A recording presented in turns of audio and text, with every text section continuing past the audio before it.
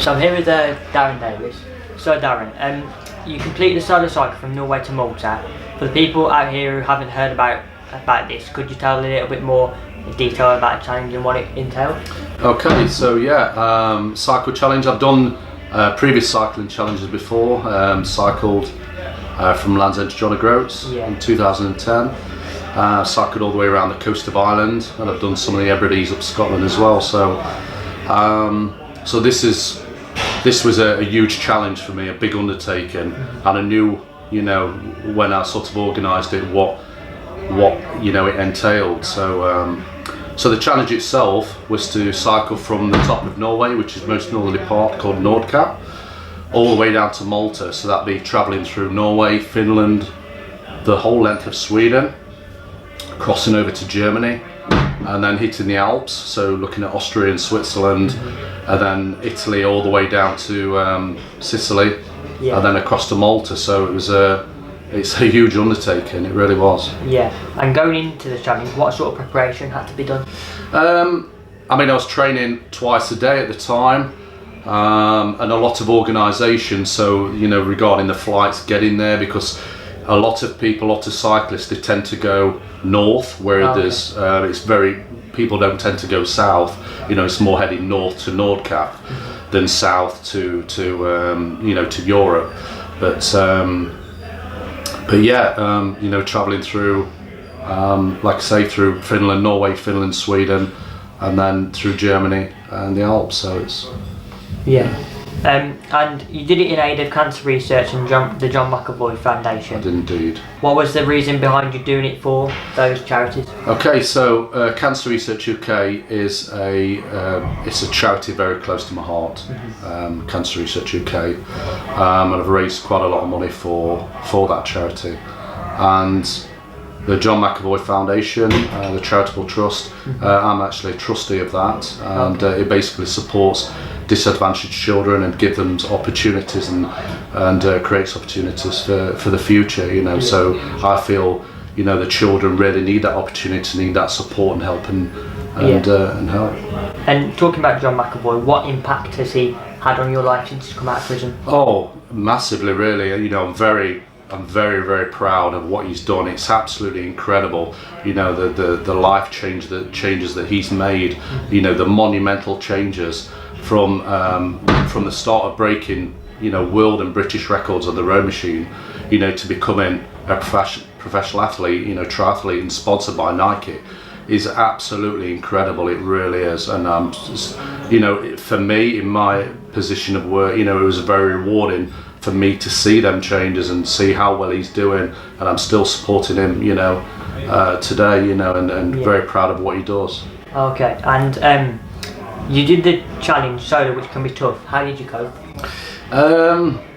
The challenge itself was, I think the physical side of it, because I trained beforehand, and the body adapts to distances of cycling, but it's more the sort of mental side of it, because for me, I couldn't look at it as the whole picture from Norway to Malta. So what I had to do, or the only way I could get by, is actually break it down day by day and work out obviously the routes that I did, and to get from the A to Z, So for me, that was how I actually completed it, is breaking it day by day, because if I looked at the whole picture, I think that'd be quite, it's quite difficult to see it in the light, to see the full picture of that. So with cycling, how can you be, on 1 minute you can be really high, and then the next minute you can be really low? How can that affect you? Yeah, it does affect you, and I find that in endurance cycling, for long distances, is that 1 minute you can become very low, and the next minute you're very jovial, you're very happy, and everything's going right. But I found that on this trip there was a few moments where I'm travelling through the forests, and all I'm seeing is trees, and it's like going through walls on either side, and I think that becomes quite stressful mentally. And obviously, being as solo, being on my own, I suppose it's a matter of dealing with that, and trying to look at it in a different light. And there was moments where I did have difficulty, and and I stopped, and I just wasn't myself. And I couldn't understand what was happening, and I'm trying to change, because I listened to some music as I was cycling and podcasts, and I was trying to change the podcast and change the music to try and get the focus right, but you do tend to get a lot of lows and a lot of highs, more highs than lows on endurance cycling, but it's something you have to deal with, so. And it took you 55 days to complete it. Did you set a time frame initially? Well, I was looking at 8 to 10 weeks, and I really wanted to complete it within 2 months. That was my objective. So to finish it in 55 days, I was absolutely over the moon, because it's something that I didn't work to, I wasn't like counting days as such, to the end, but my objective at the very start was to try and complete it in 2 months, and that's something I did, and within the time frame, so I was really pleased about that. Through your journey, you posted about the heat being intense, and is this something that you expected, and what other obstacles did you face? So I did expect the heat. Obviously at the top of Norway, the weather can be unpredictable, and it was unpredictable. On the second day, I was in storms, so I had to shelter and camp out, and luckily one of the locals informed me that the storm was getting worse, and he put a shelter over my head. I stopped at his house for the night, so I was quite lucky for that. But obviously, as you're coming down and getting towards over the Alps and towards Italy, I knew it was going to get warm, but it's something you can't always prepare for. And when you're out in the open and in exposed areas, there isn't any shade sometimes. So there was a point where I honestly thought it was my last day. I thought it was the end, because of going from shade to shade, and as I'm leaving one area of shade, when is the next shade going to be? And my water bottles the water in the bottles was bubbling hot, really hot, and it's not very pleasant drinking hot water, but it's a matter of, you have to keep moving forward, you have to have that belief, you have to keep believing, so when you are leaving an area of shade to the next shade, you have to be prepared for that, and hope that there is going to be some shade, but you have to keep believing, and you have to keep moving forward, because if you stay there, you're not achieving anything. So it's a matter of keep believing in yourself and moving forward. And was it that belief that kept you going? I believe it was, I think it's sometimes stubbornness, but I think it's the mental side of it, the positivity that you have to deal with, and I'm a very positive person anyway. And you have to take that into account. You have to think positive, and you have to keep believing, because that's the only way forward. And as the journey was intense, what nutrition did you take through it? It was mainly a lot of carbs. I took a lot of carbs and protein, so it depended on where I was at the time, depending on what food I could buy. But I did carry food, not so much, because you don't want to be carrying too much, because that you're carrying weight from one destination to the next. So I was carrying like cereal bars, bananas, fruit, things like that, and the odd spare drink, because you don't know when the next place is going to be where you can get a drink. So I was eating a lot of pastas and things like that, and bread, sandwiches, cheese sandwiches, that sort of thing, tuna and fish, and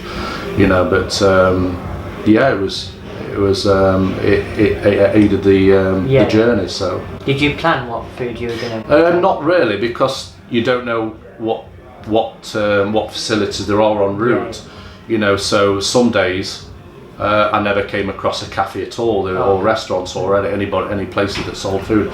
In certain parts, in some areas there was a lot to choose from. So that was very beneficial to me at the end of the day, to have a good meal and fluid up, ready for the next day, because when you've done a day's cycling, it could be 70-80 miles, and you're having to do the same again the next day. You have to fuel up, ready. You have to think about the next day. So. And what was the support like over social media and by the locals? Fantastic, absolutely amazing, seriously.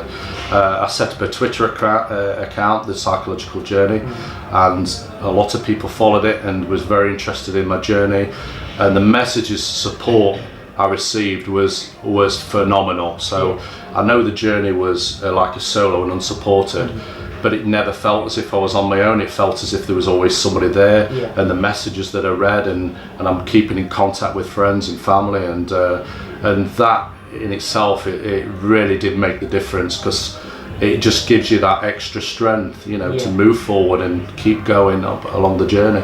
And did you meet anyone there doing similar challenges?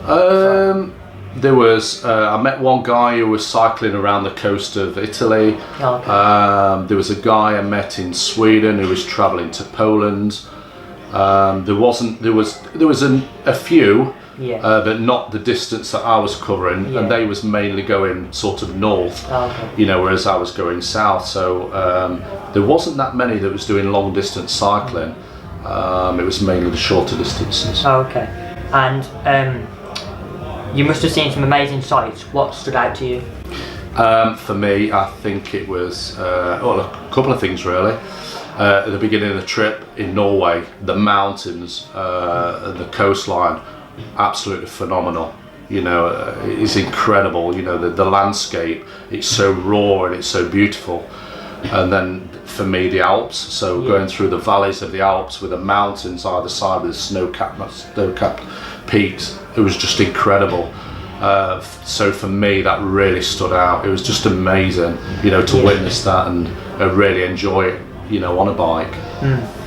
I understand that there was part of challenges where you're in a forest for 2 weeks. Can you explain how that felt and the challenges you faced at that time? Yeah, it's difficult. It really is. When you're travelling through, you know, you're on a road and you've got trees either side, and it feels like you're looking towards a tunnel, and you've got walls either side, and you don't sort of gauge that there's anything through that wall. And that took quite a long time for me to sort of understand that there is something out there between the trees and there is other places to explore, and that was quite difficult initially, but I got an understanding of the forests and, you know, the areas that I travelled through, and I think that was me understanding and learning and, you know, gauging, you know, what I was actually doing on the journey, where I was going. So what would you say the highlight of the challenge was?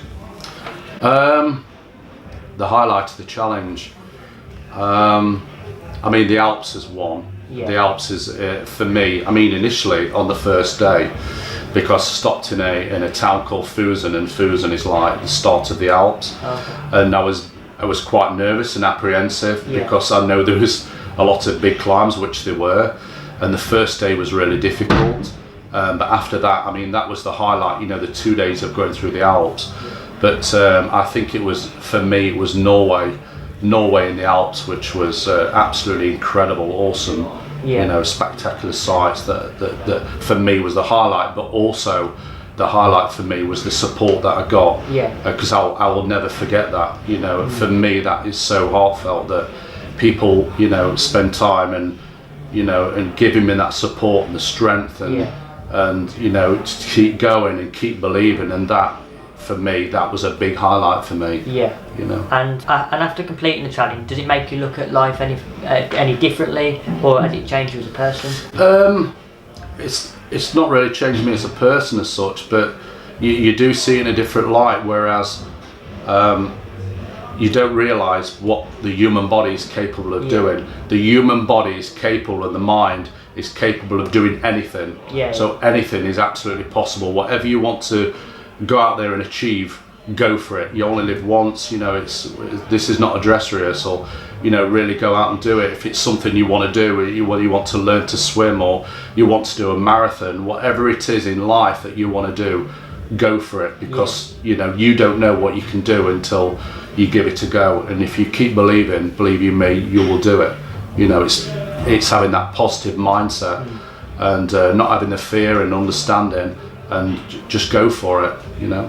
And do you think that people in life should have that positive mindset? I really do. I think they should do, because a lot of people, you know, don't think they're capable or you know, they'd probably surrounded themselves with negative people that are saying you can't do this, you can't do that. You surround yourself with positive people, and they will give you the belief, you know, and the strength to carry out that challenge, whatever that is. And what advice would you give to people wanting to do a similar challenge to you, or a cycling challenge in general? Just go for it. You know, organise it, prepare yourself mentally and physically, and just go for it. Go out there and give it a go, give it a shot. And whether, you know, whether it doesn't matter whether you fail, you know, because you learn so much. When you don't succeed, you learn so much. You know, and there's no harm in just thinking about some of the obstacles that you've come across.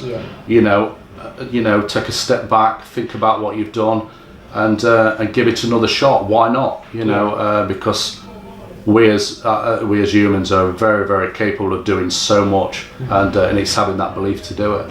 And to finish off, would you ever do a challenge like this again? I would do, but probably not from Nordcat to Malta, but maybe across America or something like that. But I definitely think about doing another challenge. Not just yet. I'll have a bit of a break, and then maybe in the future. But this one was, for me, was a real big one. And it showed you that the planning and preparation that I did, it worked. So I must have been doing something right. But I think it's having that belief in yourself, and people having the belief in you that you can do something like that, and that's what makes the journey successful. Well, I think it's truly inspirational what you've done. Oh, thank you. It proves that anything is achievable, so thanks for your time. If you enjoyed that video, why not watch another? Click here to watch them in full. Also, subscribe if you're new so you can follow my journey to the media world.